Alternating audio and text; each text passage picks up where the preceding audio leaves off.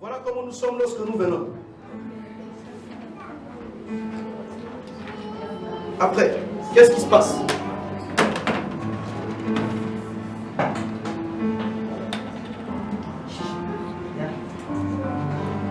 Nous recevons la parole. La parole est en nous, mais ça ne se sent pas, ça ne se voit pas. Nous sommes encore dans les mélanges. On n'a pas la force. On n'a pas la force toujours de marcher dans les vérités. On sait que c'est vrai, mais il y a mais. Mais bon, il fait froid. Tu ne peux pas supporter à dormir seul. Pourtant, Dieu qui a créé ton corps sait que ce n'est pas encore le moment, tu ne remplis pas encore les vérités conditionnelles. Tu n'es pas encore dans la condition d'avoir la chaleur de l'autre. Mais bon, Dieu il comprend. Et tu continues ton affaire. Regardez ce qui va se passer. Le coca fait quoi? Le coca déborde. C'est ce qu'on appelle le revêtement. Le péché nous revêt. Comme un revêtement. Je vais revenir. Sur l'onction, vous allez voir que l'onction aussi nous revêt. Quand l'onction vient sur toi, ça te revêt. Quand le péché aussi, regardez, ça te revêt. Ça devient comme un manteau sur toi parce que ça te couvre. Maintenant après, tu reçois un peu la parole, mais c'est une loi. Quand le péché arrive, il a mis la loi. La loi du péché, la loi de la désobéissance, la loi ainsi de suite. C'est là où l'apôtre dit, mais j'ai une autre loi qui crie en moi. C'est la loi du péché. Et la loi du péché, la loi de la désobéissance, il y a toutes les lois de la condamnation avec le diable. Parce qu'on a désobéi à Dieu. Maintenant, lorsque la parole aussi arrive, on est constamment arrosé par la parole. On est constamment arrosé par la parole. Vous allez voir qu'on commence à s'éclaircir un peu. Là, on n'avait pas la force de laisser la cigarette, on commence à laisser la cigarette. Mais un jour, en passant, c'est l'ex qui t'appelle, c'est un ami qui t'appelle. Alors, qu'est-ce qui se passe? Tu t'éloignes maintenant de la parole, tu vas encore charger le coca. Et c'est pourquoi vous allez voir beaucoup de vies resteront noires. Vous criez, vous pleurez, vous jeûnez, mais les conditions ne changent pas. Pendant que tu pries, tu jeûnes, tu pries, tu jeûnes, tu pries, tu jeûnes, tu pries, tu jeûnes.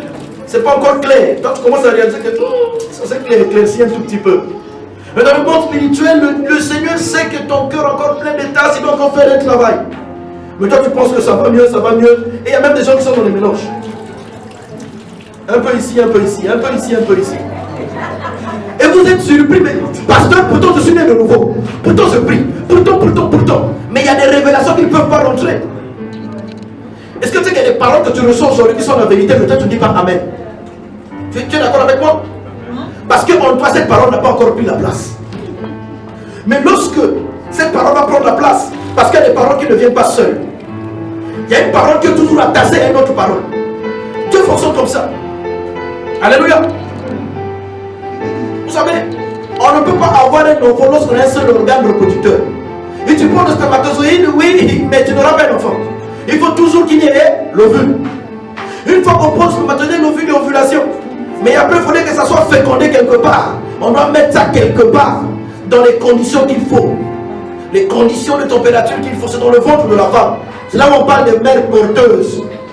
On prend le sperme d'un monsieur, on prend l'ovule d'une autre femme, on les combine ensemble, on le met quelque part, dans une température qu'il faut. Et quand on sent que ça commence un peu, on injecte ça dans le ventre d'une autre femme. Donc cette femme n'a donné que son ventre, elle n'a pas donné le verre. Elle n'a pas donné l'ovule, pardon. Elle n'a pas donné l'ovule et elle n'a pas aussi donné rien. Elle est que porteuse. Comme il y a aussi des femmes où on prend le spermatozoïde, on injecte avec son ovule, elle n'a donné que l'ovule et elle a logé l'enfant. C'est des conditions, c'est des vérités conditionnelles. Donc arrêtons de croire aux vérités positionnelles parce que je suis en Christ et je néglige les autres. Je viens à l'église, je paye ma dîme, tout ce qui va avec. Mais tu couches avec un homme hors mariage. Et il y a même des gens, vous faites les cours de baptême, vous baptisez, vous prenez la Sainte Seine, vous restez dans cette affaire-là. Et après vous dites que c'est le pasteur qui n'a pas d'onction. Frère, moi c'est pour moi l'onction.